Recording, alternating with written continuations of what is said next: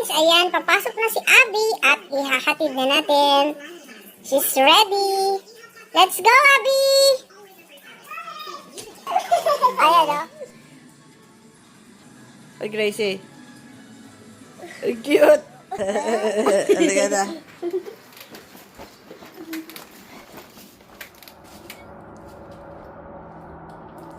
Ang ating salbabida ay wala na. Hindi na tayo makapag-swimming.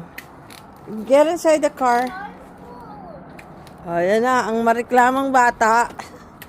Ihahatid na natin. Everyday yan. Monday to Friday. I'm Freezing. Cold na, guys, kahit maaraw. in there. Kaya, tingnan mo kalat niya sa loob na. Yung seatbelt mo. Ayan, let's go! Bye-bye muna. Ayan, ibaba na natin ang garage. Ayan, freezing daw siya. Teka lang. Yan ang aming daily life. Monday to Friday. It's freezing cold. Oh, yan. Reklamo siya. Ayan, warm na. Oh, the May araw na pero because it's fall season at maginaw, magilaw na sa umaga. Hindi ako nag-jacket. Hey God, parang kala mo tough tayo. Ikaw naka-long sleeve ka naman eh. Ang lakas ng araw. Oops. Hindi natin makita. Oh, so hard. Yun. Yan ang aming araw. Pakita ko sa inyo. Nag-aano yung window. Nagkakaroon siya ng parang pag. Nya. Kailangan yata natin i-blower. Maginaw. All you got to do is go. And I'll be there this time. Makanta-kanta pa. Got a friend. O, diba?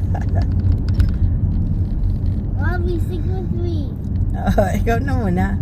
Winter, spring, summer, fall. All you got to do is go. And I'll be there. You got a friend. Sing with me. What is the last part? Oh, ain't it good to know that you got a friend. But people can be so cold. They hurt you. Ayun yung playground ni Abby. No. God bless you. Hopefully they didn't get any booger in Ayun it, na. because sometimes I get booger when I cough. My mouth makes booger when I Oops. cough sometimes. Yep.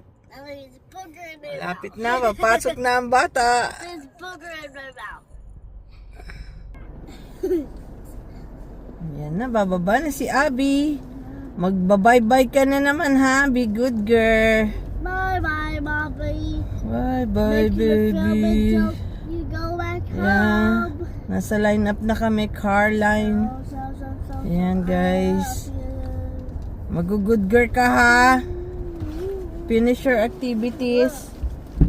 Good morning. Have a good day. You too. Thank you. Bye-bye. Bye-bye. Now it's our turn. Ayan guys, na-tour ko na kayo paano maghatid ng estudyante dito. Mabilis lang. Kaya ayaw kong malilate siya eh, kasi ang hirap, parang naghahabulan. Nakakalungkot nga lang din, pag uwi ko, ako na lang. Siyempre, nag-i-school naman yung isa. Pero pag nandyan naman sa bahay, or kasama ko, naku, ayaw din mapirmi sa bahay. Gusto niya naggagala. Nasa playground. Oops. So, diretso lang naman ang line. So, ayan. Yan. Oopsie. Let's go. Daan tayo dito. Dadaan tayo kay Ate Judith. Sa harapan ni Ate Judith. O, diba? Yung mga kabahayan dito guys, itour ko kayo. Parang malabo yung ano ko, hindi ko yata nalinis. Oo nga, mukha nga. Hindi ko nalinis yung lens ko. Sorry naman. Yan na lang. Ganyan para naka-heater na ako dahil maginaw na. Hindi ako mag-heater at hindi ako nag-jacket. Ayan, diba? May mga decor yung mga bahay dito. Sabi kay Ate Judith, yun pala. Nalagpasan ko na. Ayan. Ikot tayo guys. Dito. Hindi ako nag-jacket. Hindi tayo nakapagdala ng jacket. Gagawa tayo ng pancake pagdating kasi nagre-request si Abby, gusto niya ng pancake. Guys, ikot-ikot sa aming subdivision. Hindi tayo dumaan dun sa pool pag pauwi. Pag pauwi iba na ng daan kasi medyo crowded pa doon sa area na yun dahil yung mga papasok doon ang ikot. Yan, sama ko kayo.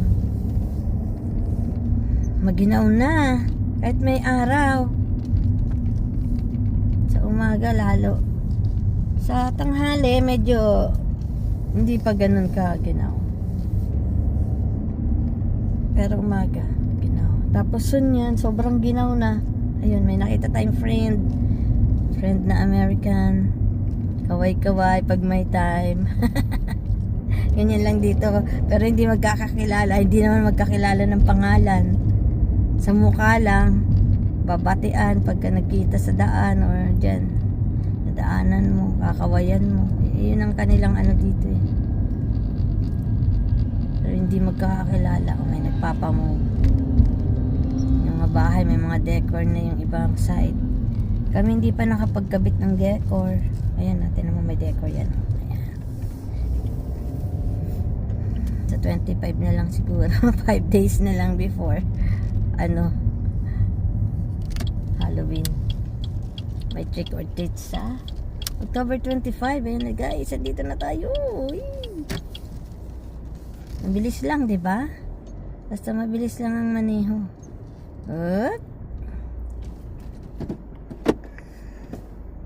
Ayan guys, that's all for today. Ayan, wala pang hila-hilamos. Open the gate. Guys, kalat. Okay. And guys, thank you sa pagsama. Good morning everyone. Ganyan din ba kayo maghatid ng estudyante nyo dito sa US? Comment down below. Thank you for watching.